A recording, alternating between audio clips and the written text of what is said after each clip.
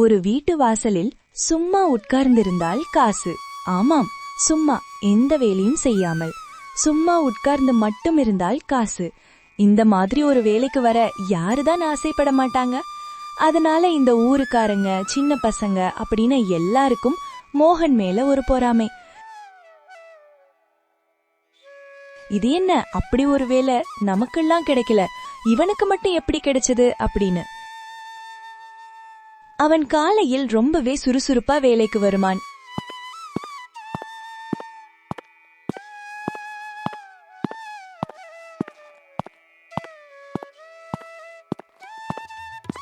வந்து இந்த திண்ணையில் உட்கார்ந்திருப்பான். ஆனால் இந்த வேலைக்கு எந்த தகுதியும் இல்லை. யாரு வேணாலும் சுலபமா செய்யலாம். ஆனால் இங்கிருக்கிறவங்க யாருக்கும் இது தோணவே இல்ல. காலையிலிருந்து மாலை வரைக்கும் சும்மா உட்கார்ந்திருந்தால் இந்த பெரியவர் மாலை வீட்டுக்கு போகும்போது காசு கொடுப்பார்.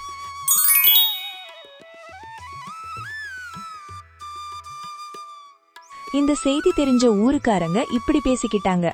ஐயா, உங்களுக்கு ஒண்ணு தெரியுமா?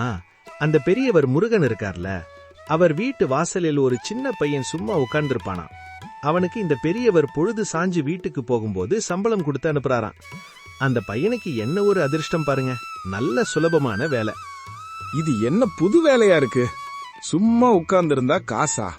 எவளாவது ஒருத்தன் சும்மா வந்து வீட்டு வாசல்ல உட்கார்ந்து இருக்கிறதுக்கு காசு கொடுப்பாங்களா?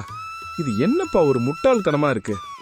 இங்க மோகனுடைய நண்பர்களும் கூட இவனுக்கு எதுக்குதான் அந்த தாத்தா காசு கொடுக்கிறார் அப்படின்னு தெரிஞ்சுக்க அவன் வேலையை முடிச்சிட்டு வரும்போது அவனுக்காக காத்துக்கிட்டு இருந்துட்டு இப்படி கேட்டாங்க. மோகன், நீ இப்போலாம் விளையாட வரதே இல்ல.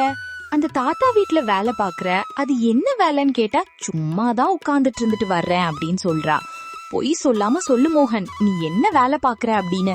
அந்த தாத்தா எதுக்கு உனக்கு சம்பளம் தராரு? நான் எந்த வேலையும் பார்க்கல. நான் காலையில இருந்து மாலை வரைக்கும் சும்மா தான் உட்கார்ந்துருப்பேன். அதுக்காக தான் தாத்தா எனக்கு காசு தருகிறார். நான் உண்மையதான் சொல்றேன், பொய்யெல்லாம் இல்ல, நம்புங்க. சரி, நான் வீட்டுக்கு போறேன். ரொம்ப நேரம் ஆச்சு, அம்மா தேடுவாங்க. ஆனால் சுந்தருக்கு இவர் ஏன் தான் காசு கொடுக்கிறார் அப்படின்னு தெரிஞ்சுக்கணும். அதனால ரொம்ப ஆர்வத்தோட அந்த பெரியவர் வீட்டுக்கு போனான்.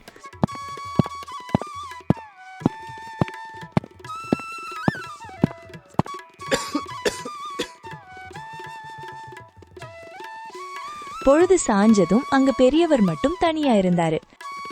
அப்போ அவரு இப்படி கேட்டாரு. என்ன சுந்தரு, இந்த பக்கம் புதுசா வர்ற? என்ன விஷயம்? எதுவும் தேவைப்படுதா? இந்த பக்கம்லாம் யாரும் வரமாட்டீங்களே, அதான் கேக்குறேன். ஆமா, ஒரு விஷயம் ஒன்னு கேட்டு தெரிஞ்சுக்கலான்னு வந்தேன். அது ஐயா, இங்க ஒரு சின்ன பையன் மோகன் தினமும் சும்மா உட்கார்ந்து இருந்துட்டு போறான். ஆனால் அவனுக்கு நீங்கள் சம்பளம் கொடுக்கறீங்களாம். அதான் ஏன் சும்மா உட்கார்ந்துருக்கவனுக்கு சம்பளம் கொடுக்கறீங்க அப்படின்னு கேட்டு தெரிஞ்சுக்கலான்னு வந்தேன். அது ஒன்னும் இல்லையே, அவன் எனக்கு தேவைப்படுகிறான், அதான் கொடுக்கறேன் அப்படின்னு சாதாரணமாக சொன்னதும் அவன் ஒன்னும் சொல்லாமல் வெளியில் வந்துட்டான். இங்க மோகனுடைய தோழி அவன் என்ன வேலைதான் பார்க்கிறான் அப்படின்னு தெரிஞ்சுக்க மெதுவாக வந்து ஒளிந்து நின்று பார்த்தாள்.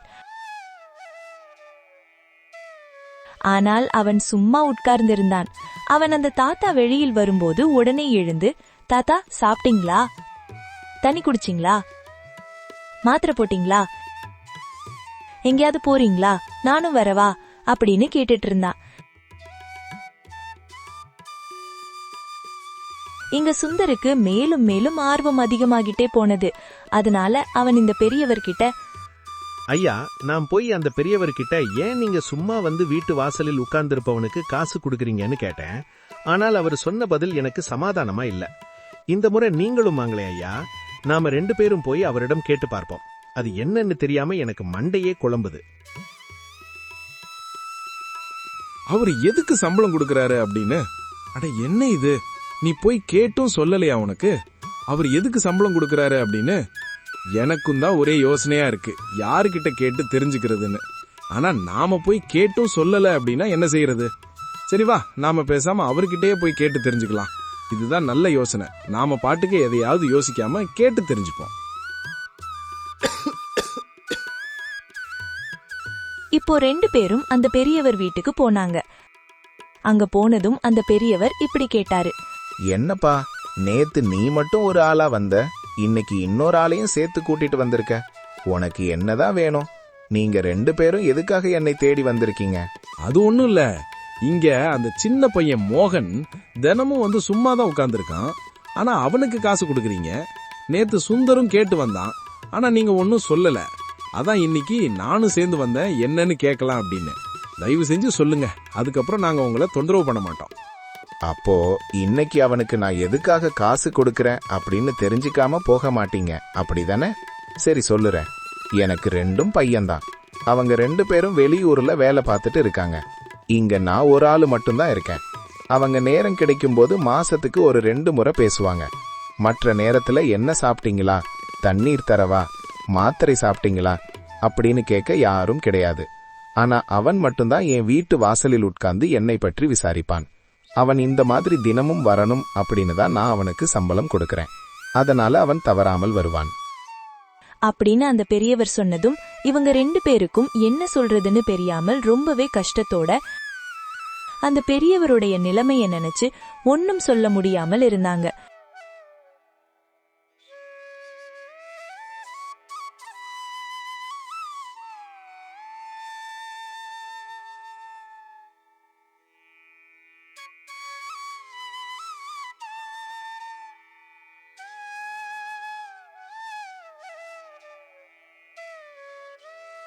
அந்த தாத்தாவும் மோகன் கூட ரொம்பவே சந்தோஷமா சிரிச்சு பேச ஆரம்பிச்சாரு, அவருடைய பேரன் மாதிரி நினைச்சு.